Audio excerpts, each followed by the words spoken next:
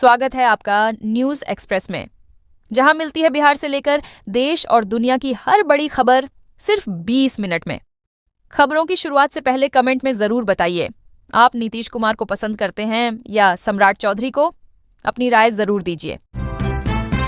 कंधे पर हाथ, चेहरे पर मुस्कान, सीएम बनने के बाद पहली बार सम्राट से नीतीश की मुलाकात बिहार की राजनीति में हलचल के बीच शनिवार को देश रत्न मार्ग स्थित सरकारी आवास पर मुख्यमंत्री सम्राट चौधरी और पूर्व मुख्यमंत्री नीतीश कुमार आमने सामने मिले। यह मुलाकात करीब 20 मिनट तक चली, जिसमें राज्य और देश की मौजूदा राजनीतिक स्थिति तथा सरकार के कामकाज पर चर्चा हुई। 15 अप्रैल को शपथ लेने के बाद यह उनकी पहली मुलाकात थी। इस दौरान उप मुख्यमंत्री विजय कुमार चौधरी और विजेंद्र यादव भी मौजूद रहे। तस्वीरों में नीतीश कुमार सहज और प्रसन्न नजर आए। उन्होंने सम्राट चौधरी के कंधे पर हाथ रखकर आत्मीयता दिखाई। सम्राट ने पोस्ट कर लिखा कि उन्होंने पूर्व मुख्यमंत्री से मार्गदर्शन प्राप्त किया। मुलाकात में शराबबंदी नीति भी चर्चा का विषय रही।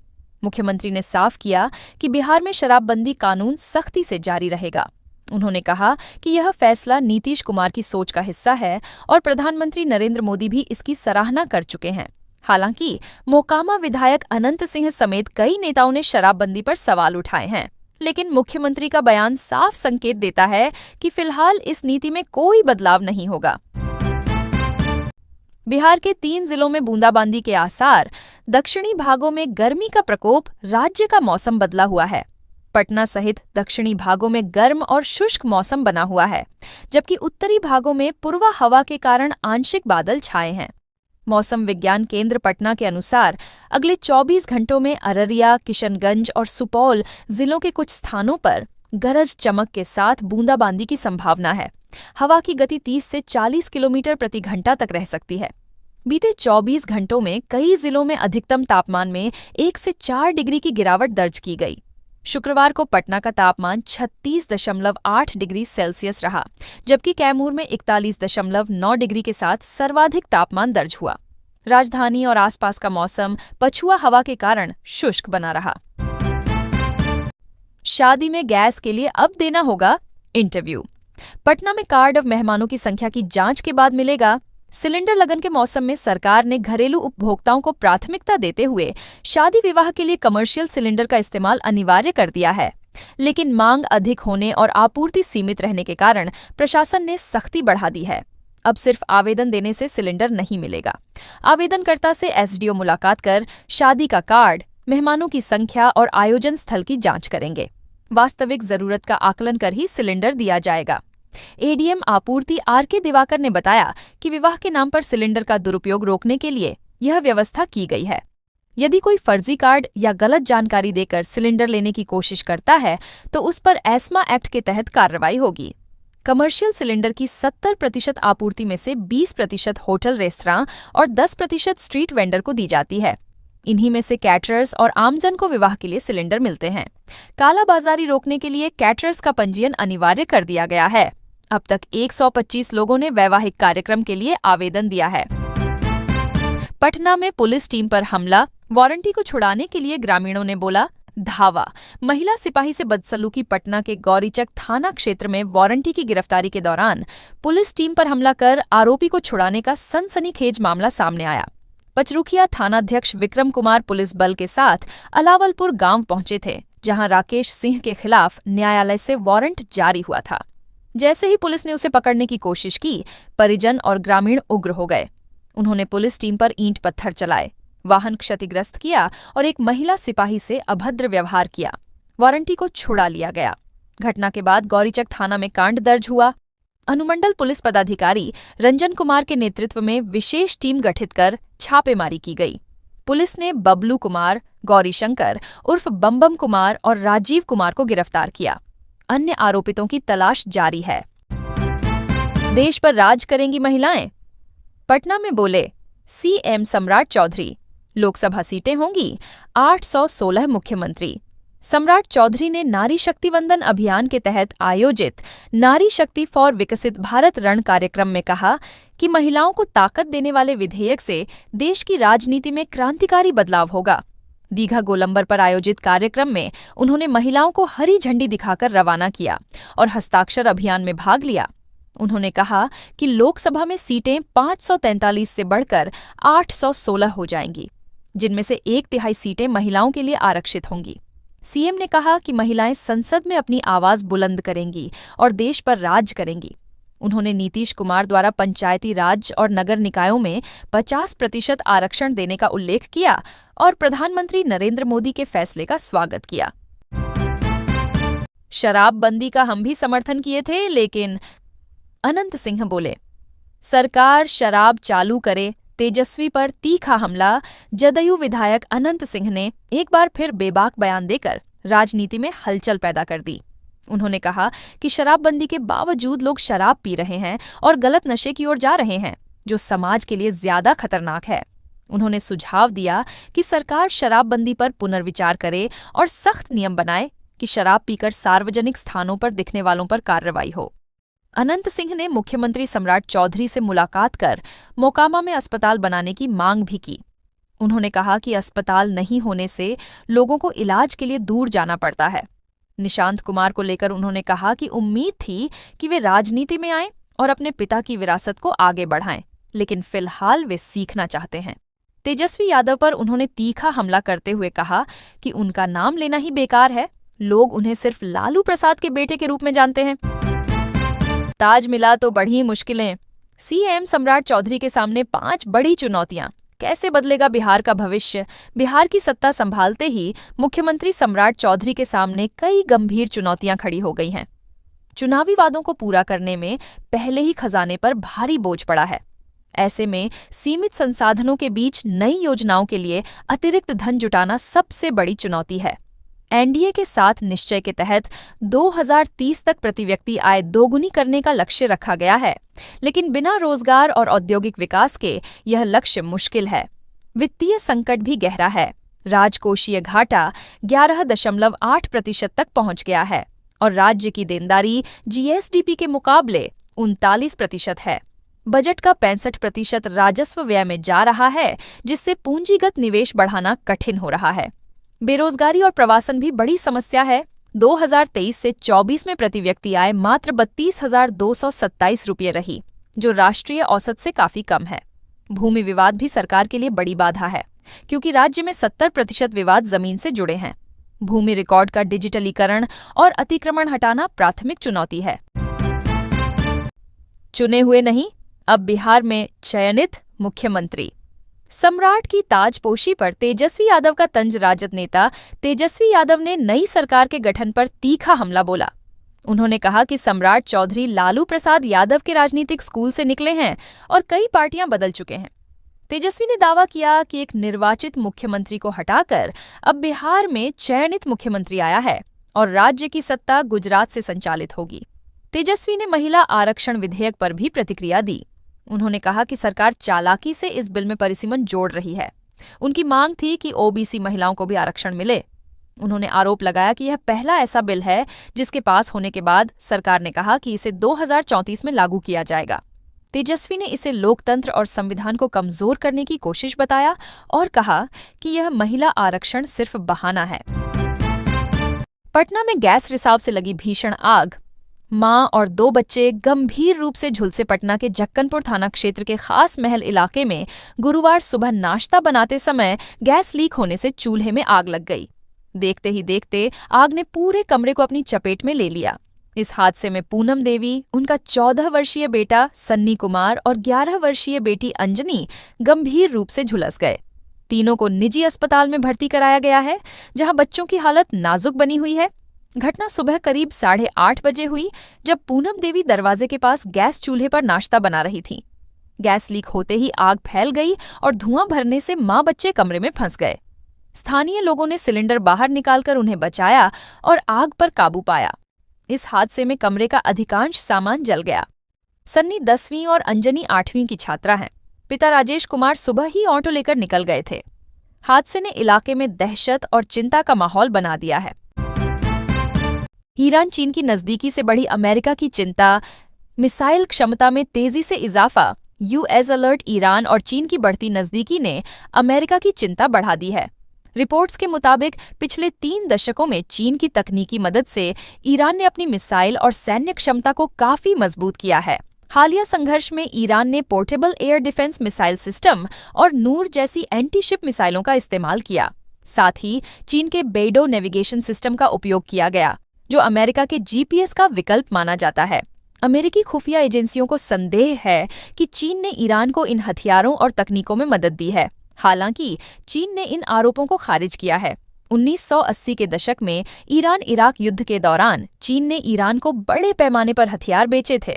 बाद में 90 के दशक में मिसाइल तकनीक पर जोर दिया गया और ईरान ने चीनी C-802 मिसाइल की तकनीक से नूर एंटी शिप मिसाइल विकसित की।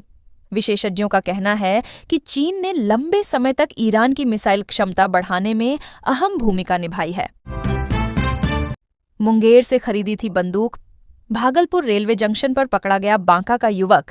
भागलपुर रेलवे स्टेशन पर शुक्रवार को रेल पुलिस ने चेकिंग के दौरान साहिबगंज दानापुर इंटरसिटी ट्रेन से एक युवक को 2 नाली बंदूक, 6 खोखा और फर्जी लाइसेंस के साथ गिरफ्तार किया। ट्रेन प्लेटफॉर्म पर पहुंची तो पुलिस ने विशेष जांच अभियान चलाया। इसी दौरान युवक के बैग से हथियार बरामद हुए। गिरफ्तार युवक की पहचान बांका जिले के अमरपुर थाना क्षेत्र के डुमरिया निवासी गोपेश कुमार सिंह के रूप में हुई। उसके पास से जम्मू कश्मीर का फर्जी लाइसेंस भी मिला। पूछताछ में उसने बताया कि 2024 में उसने मुंगेर के मोहम्मद अकरम से 80,000 रुपये में बंदूक खरीदी थी। गोपेश ने बताया कि वह पहले निजी सुरक्षा कंपनी में गार्ड की नौकरी करता था और कई जगहों पर काम कर चुका है। शुक्रवार को वह साहिबगंज से ड्यूटी खत्म कर ट्रेन से घर लौट रहा था, तभी पुलिस ने उसे पकड़ लिया। रेल एएसपी उमेश्वर चौधरी ने कहा कि हथियार और गोलियों की जांच कराई जाएगी और नेटवर्क की तह तक पहुंचने की कोशिश होगी। वो आएगी तभी उतरूंगा। मोबाइल टावर पर चढ़ा आशिक बना रियल शोले का हीरो। भागलपुर के जगदीशपुर थाना क्षेत्र में गुरुवार शाम एक युवक ने फिल्मी अंदाज में सबको चौंका दिया।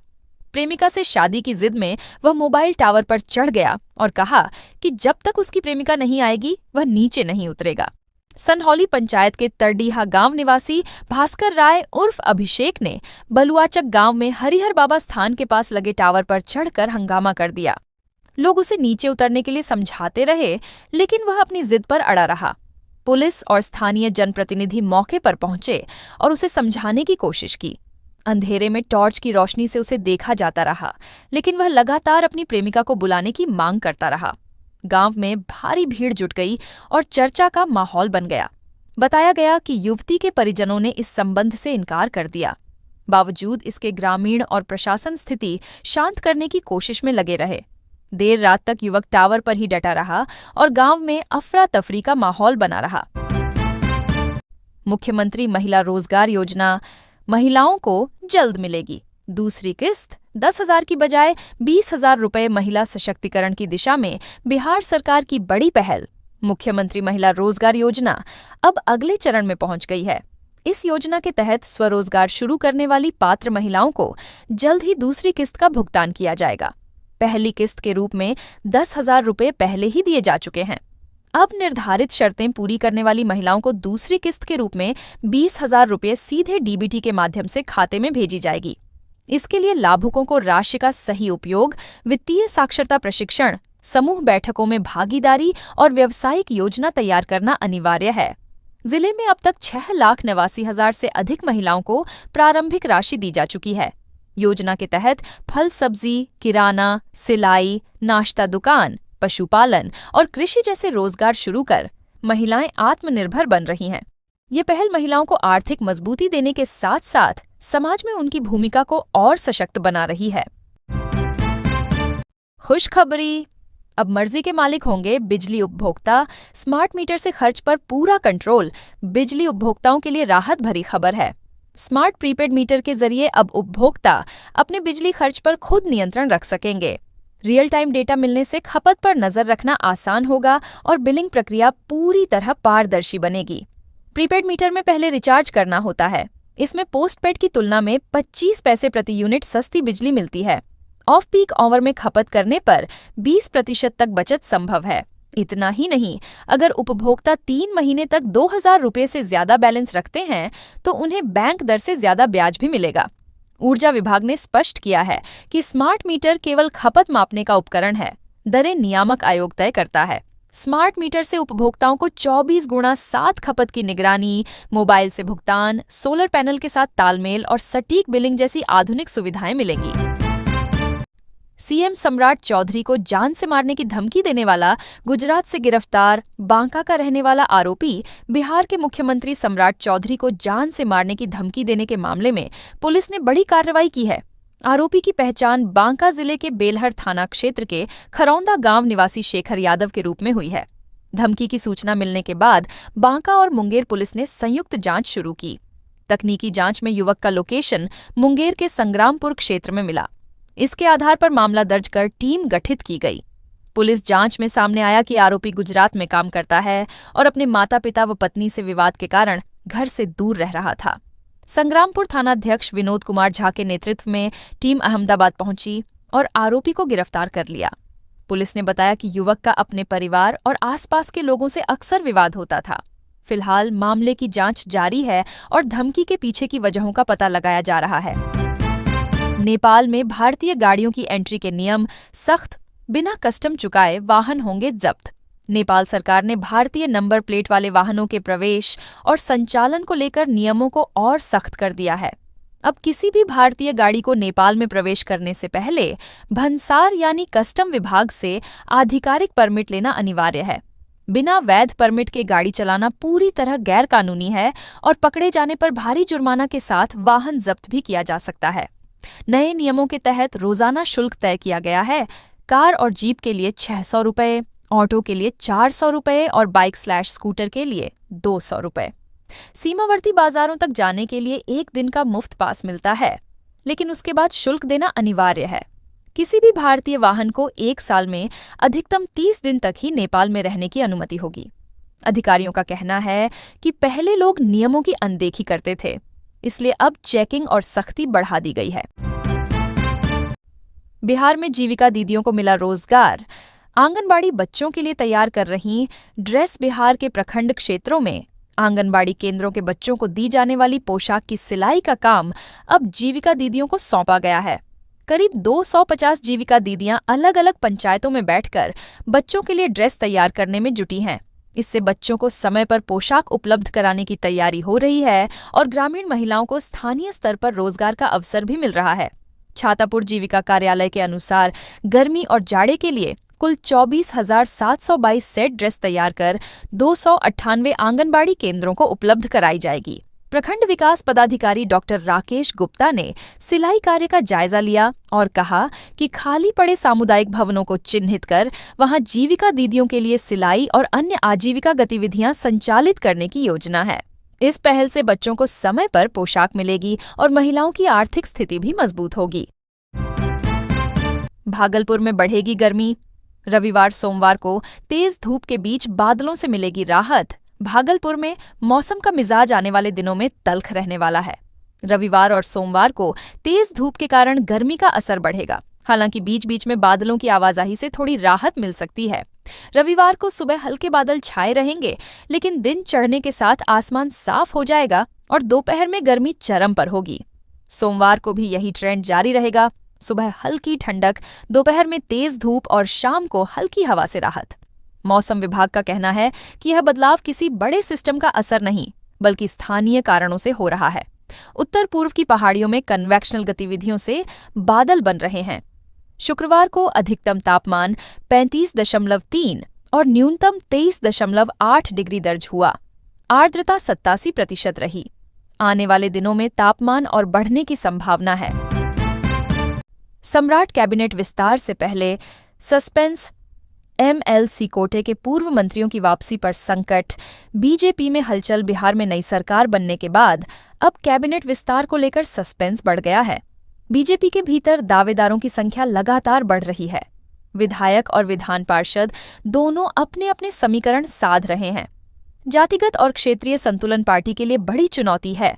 हर वर्ग को प्रतिनिधित्व देने का दबाव बढ़ रहा है। इसी कारण कई दावेदारों की उम्मीदें अटक सकती हैं। विधान परिषद कोटे से आने वाले पूर्व मंत्रियों की चिंता बढ़ गई है। प्रमोद कुमार, जनक राम, हरि सहनी और संतोष सिंह का कार्यकाल सीमित बचा है, जिससे उनकी वापसी पर संशय है। दिलीप जायसवाल को अपवाद माना जा रहा है और संभावना है कि उन्हें दोबारा मौका मिल सकता है। पार्टी नए चेहरों को आगे लाने की रणनीति पर काम कर रही है। संगठन और सरकार में संतुलन साधने के लिए बदलाव पर जोर दिया जा रहा है। खुद का बिजनेस शुरू करने के लिए मिलेगा 1 करोड़ का लोन। जानिए कैसे और कहां करें अप्लाई। केंद्र सरकार की स्टैंड अप इंडिया स्कीम उन लोगों के लिए बड़ा अवसर है जो खुद का बिजनेस शुरू करना चाहते हैं। इस योजना की शुरुआत 2016 में हुई थी। इसके तहत अनुसूचित जाति SC, अनुसूचित जनजाति ST और महिलाओं को नया बिजनेस शुरू करने के लिए 10 लाख से 1 करोड़ रुपए तक का लोन दिया जाता है। योजना में शर्त है कि कम से कम 51% हिस्सेदारी SC/ST या महिला के नाम पर होनी चाहिए। ये लोन मैन्युफैक्चरिंग यूनिट, सर्विस और ट्रेडिंग के लिए दिया जाता है। साथ ही हैंड होल्डिंग सपोर्ट, ट्रेनिंग और रुपए डेबिट कार्ड भी उपलब्ध कराया जाता है। लोन को अधिकतम 18 महीने की मोराटोरियम अवधि के साथ 7 सालों में चुकाना होता है। पात्रता के लिए आवेदक की उम्र कम से कम 18 साल होनी चाहिए और बैंक का डिफॉल्टर नहीं होना चाहिए। इस योजना से युवाओं और महिलाओं को आत्मनिर्भर बनने का मौका मिल रहा है। सम्राट चौधरी के CM बनने पर कुशवाहा समाज का सपना हुआ साकार। तीसरी पीढ़ी कर रही बिहार का शासन NDA गठबंधन द्वारा सम्राट चौधरी को मुख्यमंत्री बनाए जाने पर खानपुर बाजार स्थित पंचायत भवन परिसर में शनिवार को कुशवाहा समाज ने खुशी का इजहार किया। समारोह में लोगों ने प्रधानमंत्री नरेंद्र मोदी, पूर्व मुख्यमंत्री नीतीश कुमार और रालोमो अध्यक्ष उपेंद्र कुशवाहा के प्रति आभार जताया। मुखिया अरुण कुमार सिंह ने कहा कि कुशवाहा समाज का वर्षों पुराना सपना आज साकार हुआ है। उन्होंने अमर शहीद जगदेव प्रसाद के विचारों का उल्लेख करते हुए कहा कि पहली पीढ़ी कुर्बानी देती है, दूसरी संघर्ष करती है और तीसरी पीढ़ी शासन करती है। कार्यक्रम में ढोल नगाड़े बजाकर और गुलाल लगाकर लोगों ने खुशी मनाई। वक्ताओं ने इसे बिहार के विकास की दिशा में महत्वपूर्ण कदम बताया। गर्मी के कारण बच्चों और बड़े हो रहे बीमार, स्वस्थ रहने को इन बातों का रखें ख्याल। तेज गर्मी का असर अब स्वास्थ्य पर साफ दिखने लगा है। जिला अस्पताल से लेकर निजी क्लिनिकों तक उल्टी दस्त, सिर दर्द और डायरिया के मरीजों की संख्या बढ़ रही है। बच्चों से लेकर बुजुर्ग तक लू और डिहाइड्रेशन की चपेट में आ रहे हैं। डॉक्टर रजत ने बताया कि पिछले 1 सप्ताह से तापमान 38 से 39 डिग्री तक पहुंच गया है। खेतों में काम करने वाले किसान और मजदूर दोपहर की धूप में बीमार होकर अस्पताल पहुंच रहे हैं। शनिवार को OPD में 250 से अधिक मरीज पेट दर्द, दस्त, उल्टी और वायरल बुखार की शिकायत लेकर आए। चिकित्सकों ने सलाह दी है कि अधिक से अधिक पानी, नींबू पानी, छाछ और जूस पिएं। दोपहर में बाहर निकलने से बचें, हल्के सूती कपड़े पहनें और धूप में सिर को ढकें। ताज़ा भोजन करें और कटे हुए फल सब्जियों से बचें। बीमार पड़ने पर तुरंत नज़दीकी सरकारी अस्पताल में दिखाएं